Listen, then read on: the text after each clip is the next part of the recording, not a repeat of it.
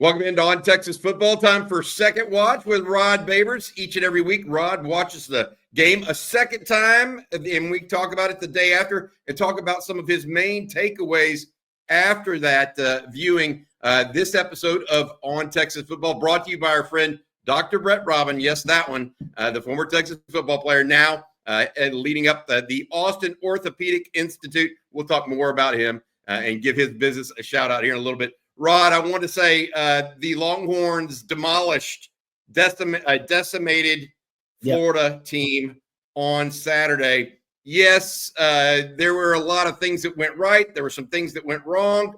But boy, you said let's deal with the offense today. And so we're going to talk almost exclusively about what you saw out of this offense in this episode. Let's start with what you circled for me. You said you want to talk about how Sark's plan and what his plan was to get the mojo back, using Sark's words, for this offense. I think it was some deliberate, usage of certain concepts and certain conceptual signatures I saw for Sark increased in that game. Obviously motion. We know motion is a big part of what Sark does, right? He loves pre-snap motion, loves pre-snap shifting. I even pointed this out via Twitter in the first half of that game. I mean, he had a pre-snap motion rate around upwards of 75%. The pre-snap motion rates are really high. I've always said that as a conceptual signature, almost a vital sign of a Sark offense. And the higher the usage rate of pre-snap motion, I think it really kind of shows you the more creative the game plan usually. And it seemed like that was a really creative game plan early on. So I think that tracked. Also, something I noticed, either multiple players in motion and shifting on the same play, or the same player motioning, shifting multiple times. And so I went and saw it because I started noticing, I was like, oh man, I'm seeing a lot of that. So I went back and actually started tracking it, how often they had multiple players in motion on the same play, or a player who was in motion multiple times on the same play. Happened 9 times in a game. They averaged 14 yards per play on those plays, and that didn't include the ending around and that's what got me thinking about it, was that ending around. You had so much confusion, so much organized chaos on that play because of the misdirection and the multiple fakes, multiple players in motion and shifting. So I haven't tracked that stat throughout my time with Sark. I track a lot of stats, but I don't even know if I got a name for it. Multi-motion plays, but it seemed like Sark was in his creative bag, and I hopefully that's something you see a little bit more of. But a lot of those big plays that you saw, even early on, right? Think about the first 3 plays of the game, those first 2 completions to Moore, that Helm 20-yarder, those are all the kind of some multi-motion plays. And Sark's coming up with this, I don't know how many times I've seen the hesitation motion. Did you notice this? Either guys coming, either a cheat motion or they're motioning out, some call it a jet motion or a fly motion, or they're motioning across the formation, but there would be a hesitation. They would either stop at a certain point and then they would continue in motion, or there would be a hesitation. So I got to come up with a term for that. I don't know what exactly that is, but it seemed like that was something I saw a lot more of in this game, and on those multi-motion plays where a guy had almost two different forms of motion on the same play, whether it was a jet motion, then an orbit motion, which is what you saw from Ryan Niblett on the 44-yard ending around. You saw him jet motion across, but then the orbit motion around. It was just a lot more of that, and I hope we see a lot more. To me, it just says that Sark deliberately, in a premeditated way, I think he wanted to increase the misdirection and increase the chaos that you impose and the confusion you impose on defenses. And I don't know if there's a better way to do it than a lot of motion, as much motion as you can throw there. It brings me to this question, because I know exactly what you're talking about in my mind's eye. I mean, I can see Gunnar Helm going out and then actually hesitating, then continuing to motion out, right? Yeah. It's an interesting idea. Are those mostly on run plays where they're really trying to create misdirection, or is it pass plays where they're trying to create more deception, or is it just all of the above, you think, right now? I think it's more pass plays. That's something else I would try to track by. But that's a good question, because I think something else I think that Sark was doing to infuse the mojo back in the offense. We got back to the high early down pass rate. upwards of 70%, right? This is what Texas was prior to the Quinn injury. Really high early game, early down pass rates, and Texas was back at that. So to me, it seemed like that most of those either multi-motion plays or the plays we trying to create a ton of confusion with a lot of misdirection and deception were passing plays, in my opinion. But like I said, I haven't officially tracked that, but that's a good question. Yeah, I'm just thinking to myself after watching that game, and what you're talking about is, 14 yards per play. That's a big one. He also got back, you said, to the pony package. You wanted to talk a little bit about that, the implementation of your favorite one, which for those unaware, Rod calls the pony package a 2 running back set, usually with Trey Wisner and Jaden Blue. Yep. And, it's one of those things we haven't seen a lot of it, and it's understandable because of all the injuries at running back. So I totally get why Sark had to deviate and really had to get away from it because he just didn't have the depth. But now I think he believes he has enough depth at running back to be able to utilize the package. And it was part of the game plan. Now, it was interesting when he started to use it. And now it depends on what your definition of Ryan Niblett is, too. You define him as a running back or as a wide receiver. I think he's a hybrid, and we've obviously seen him, or at least seen him in both roles already this season. So I think he's kind of a hybrid that Sark is using. But even if I take the Ryan Niblett role out of it, then that would mean I would take out the 44-yard bond run, because if Ryan Niblett is a running back, then that's 21 personnel. If he's not a running back, well, then it's 11 personnel, right? So even if I take that out of it, you would still be averaging 16 yards per play, right? Well, in the pony package, in the pony package, because your 50-yard touchdown to Wisner, that came out of the pony package. Your 29-yard stalk, block, and go was also out of 21 personnel in the pony package. That was the golden, right? Yes, that golden 29-yard. That was all that with the fake screen. That was also out of the pony package. Now, running wise, you really didn't do much in the run game, and that's just been the case pretty much all season long when we're running the pony package this season.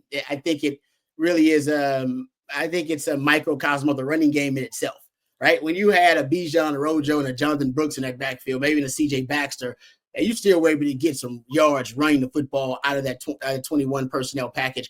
This year, it seems like you're throwing the football. You're still averaging 10 yards per attempt throwing the football out of that package. And I think if you're looking at it, if you take away the bond 44-yard run, you're still averaging over 6 yards per play. But if you throw in the 44-yard bun yard run, it makes the running game look a little bit more formidable out of that package. Truth is, it's a below average run package for Texas right now, but it is an above average passing package right now. You're 70+% completion percentage, over 10 yards per attempt. Your explosive play rate is above 31%. Your first down rate's above 40% when you're passing out of the pony package right now.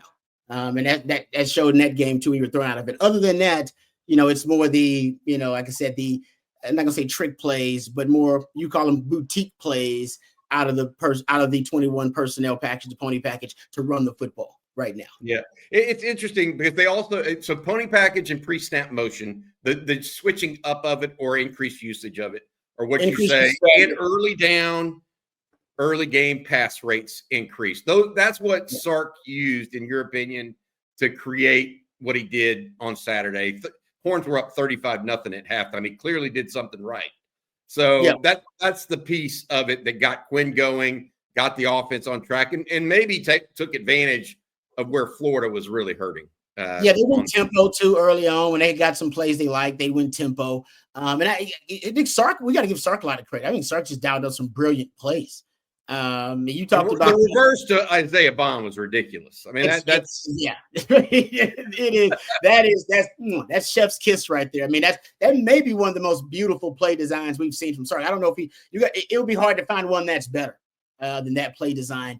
But think about when the play came. You've talked about what the most important play of the game was. Totally agree with you, by the way. The 4th and 1, where they give it to Gibson deep in Texas' own territory. And that just took, testicular fortitude from Sark to make that call. But then right after that, you get the Bond play. Right? He was saving it. It was a play he was saving. He was like, it's almost like he wanted to get to it. Yes. Yeah. He's like, no. We're going to get this 4th down.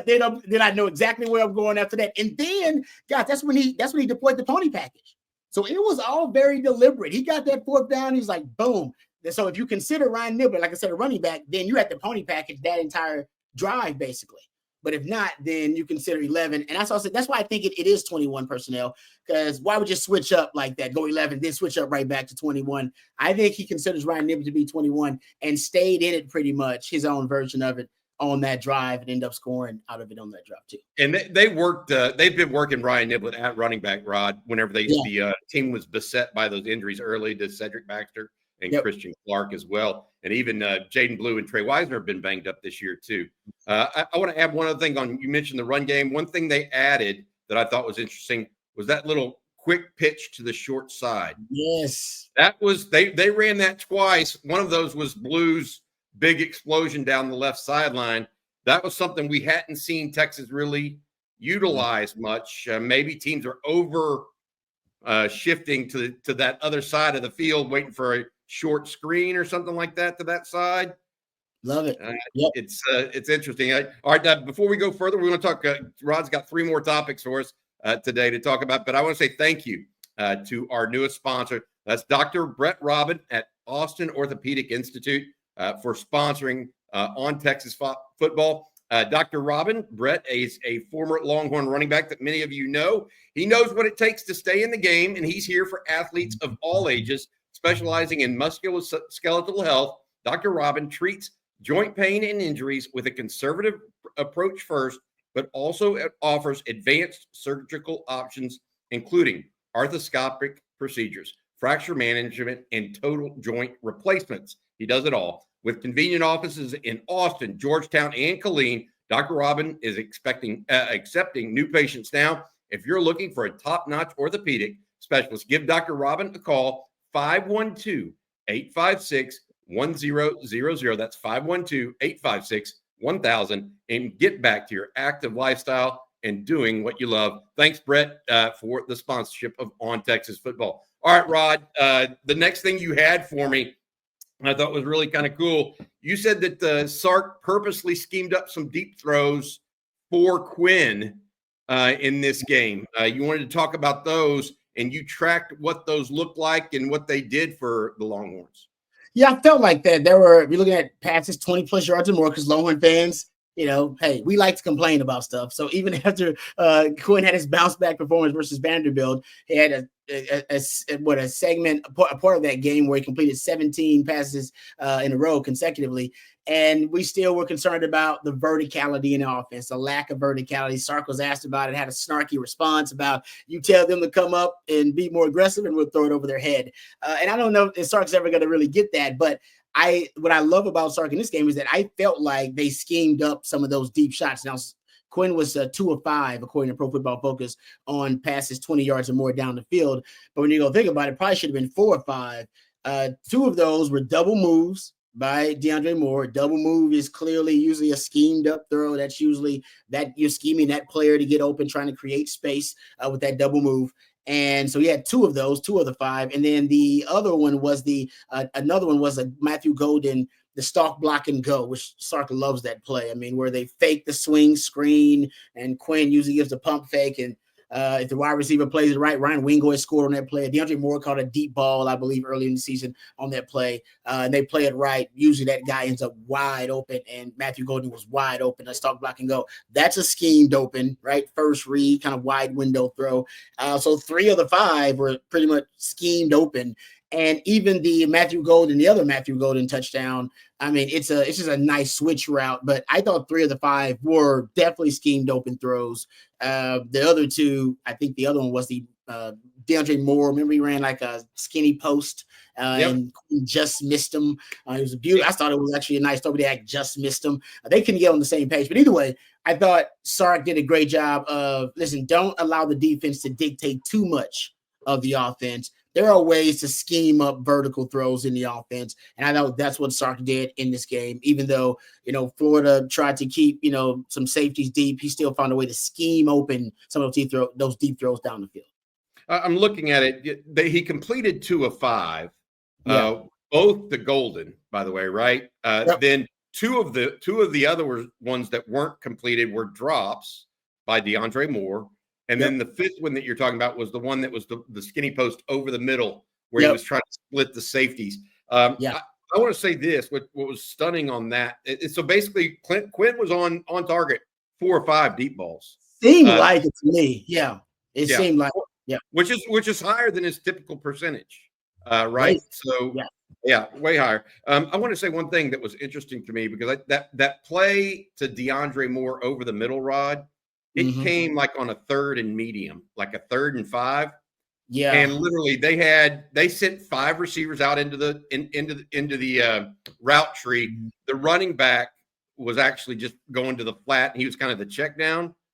I was like, okay, who's going to of these guys? Because I watched back. I said, did Quinn miss someone else open for an easy first down? Yeah. Sark ran 4 verticals on that. 35, he ran 4 verticals. There was nobody at the sticks. So I didn't realize that. That's wild. Yeah. I was like, aggressive. He was feeling aggressive. Yes, he really was. He was all, and I'll give him credit because from that 4th down to that kind of call you're talking about, Sark was feeling aggressive yesterday. Yeah, he didn't. It wasn't okay. Let's try to make 3rd and 5. He sent literally 4 verticals. I was like, whoa, wait a minute. I was like, Trey Wisener was in the game. He was out in the flat, and he was the only one in front of the 6. He's behind the line of scrimmage. And I was like, okay. I mean, he was going for the throat a little bit, which plays into what you're talking about, though. He schemed up deep throws. They weren't, you know what I mean? It wasn't, that wasn't happenstance.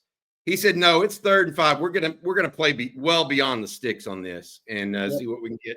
But it certainly opened up a lot in the passing game because Texas had its way with Florida on Saturday. Another one you wanted to talk about, and I love this one because I completely agree.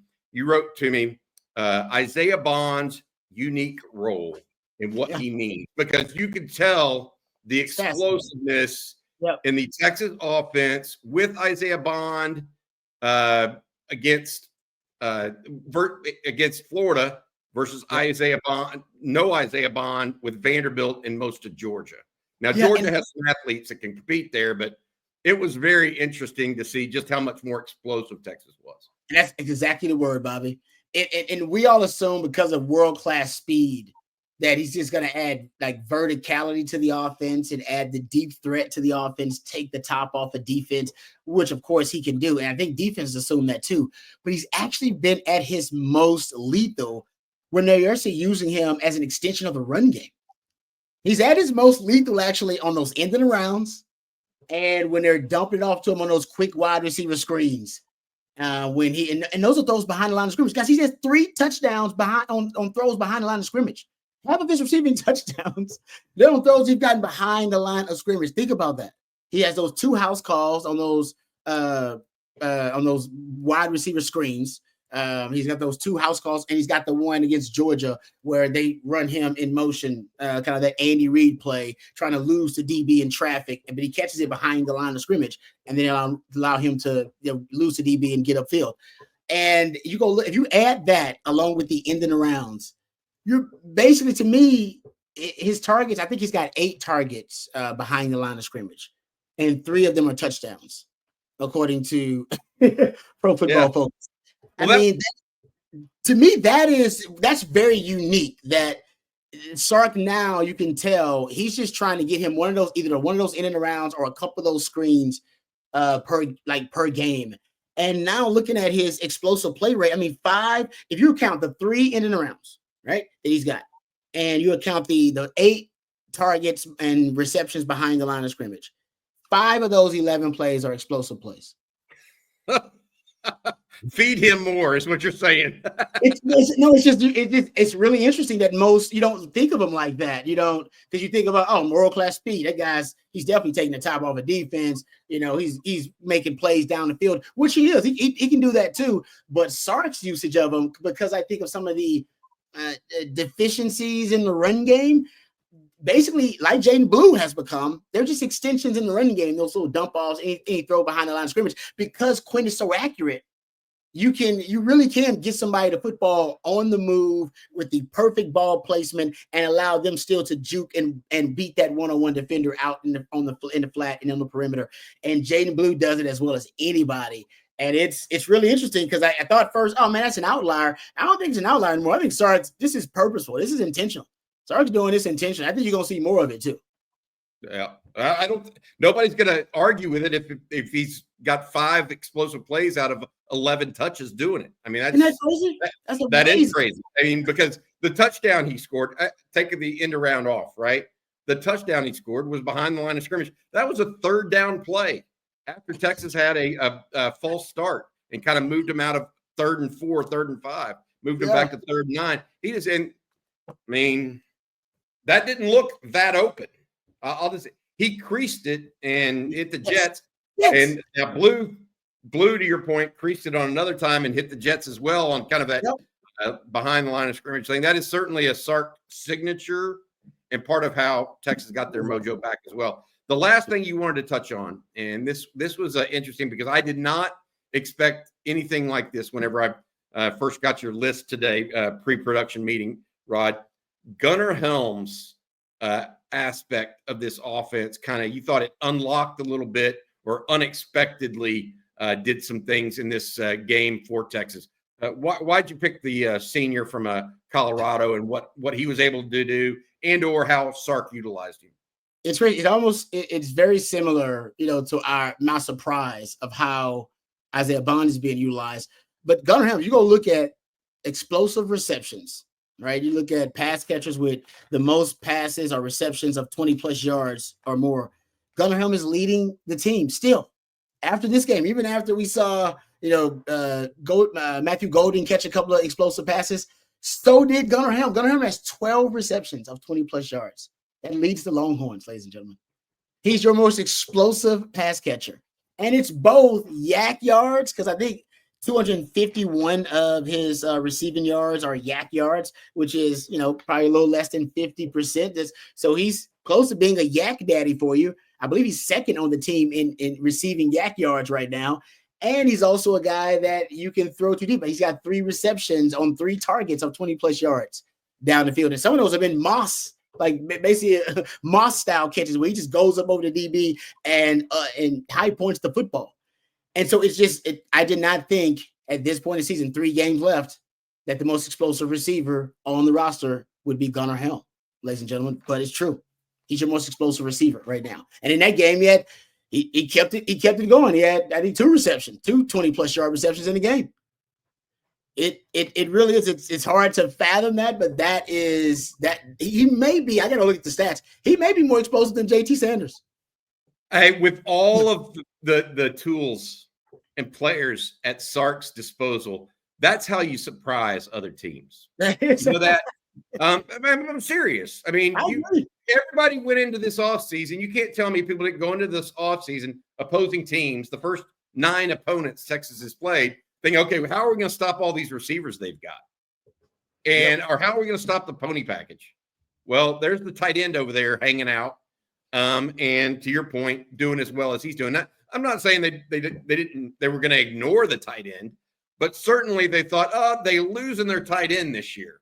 That may be an issue for them going forward, right? I mean, we all did. I underestimated Gunnar Helm, but I think at this point, 54% of his yards are yak yards. So his receiving yards are yak yards. So he's showing he can do that. He's got 9 forced missed tackles on the season, 12 20+ yard receptions.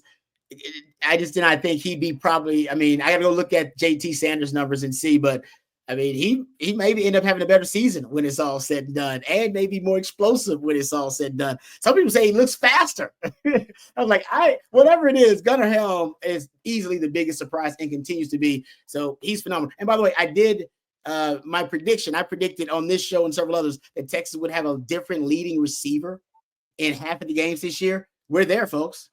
We had Jaden Blue led you in receiving last game. You've had Jaden Blue, Gunnar Helm, Moore, Wingo, Bond, and Golden.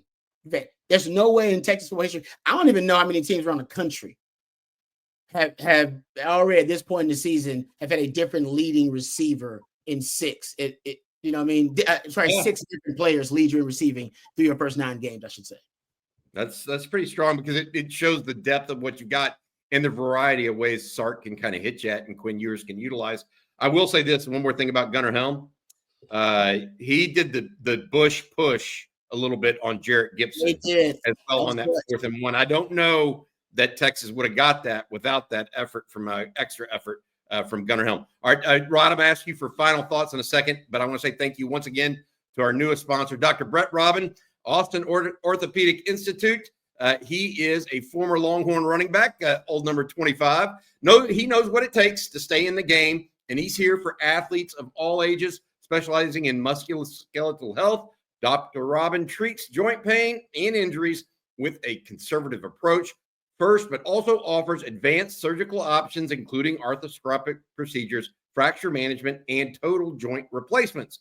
With convenient offices in Austin, Georgetown, and Killeen, Dr. Robin is accepting new patients now. If you're looking for a top-notch orthopedic specialist, give Dr. Robin a call, 512-856-1000. That's 512-856-1000. Get back to your active lifestyle and doing what you love. Thanks, Brett, for your sponsorship of On Texas Football. Rod, your final thoughts on rewatch. Was it as dominating the second time? Are you concerned more about the defense and the run defense on second watch? What about those couple of things so we can end this episode on a bang? I think going forward, of course, with the two opponents that you have to face on the road, rivals, the Longhorns have to face Arkansas, obviously, and the Aggies. Both of them have very impressive run games. Their identity on offense is built around the run game, and that's a +1 with a quarterback that can run. So, yeah, coming out of this game, we said it, and we talked about it. Florida had the best stable of running backs, and they didn't even have Montrell Johnson. But they, in my opinion, and you agree as well, Bobby, that this is the best stable of running backs that Texas had faced so far this season. And I think they proved themselves. They made some plays out there, just some really nice runs by the Florida running backs. I mean, I had to give them credit. There was sometimes when Texas defense had them stuffed and they just made plays. They made guys miss in the hole. I was really impressed with that group of running backs. I think Arkansas's running back core is better. So, oh wow, better. I think it's better. I think Arkansas running backs might be better. Jaquita Jackson's a monster back there. That kid Braylon Russell, 250-some pounds, whatever he is. I think they might. We'll see, but it is tough. That's a really good group of running backs though versus Florida. I think that's what I came out of the second watch. Really, I think that's my opinion that I will kind of be steadfast in. Is like that group of running backs is just really good. But Texas rush defense, that's something they'll have to shore up this week, no doubt. Yeah, Jaden Ball from Florida reminded me a little bit of Le'Veon Bell. Ooh, he's good. I mean, he kind of darts after he sees the inside zone and just has that great patience. So if you can block that play, it's a killer in the run game. All right, Rod, that's going to do it. We'll be back later tonight with the live stream here at On Texas Football, and look forward to you on the winning drive tomorrow as well with Coach Shipley as well as CJ Vogel. For Rod Babers, I'm Bobby Burton. This has been Second Watch with Rod Babers at On Texas Football. Thanks again to our new sponsor, Dr. Brett Robin at Austin Orthopedic Institute. Hook 'em.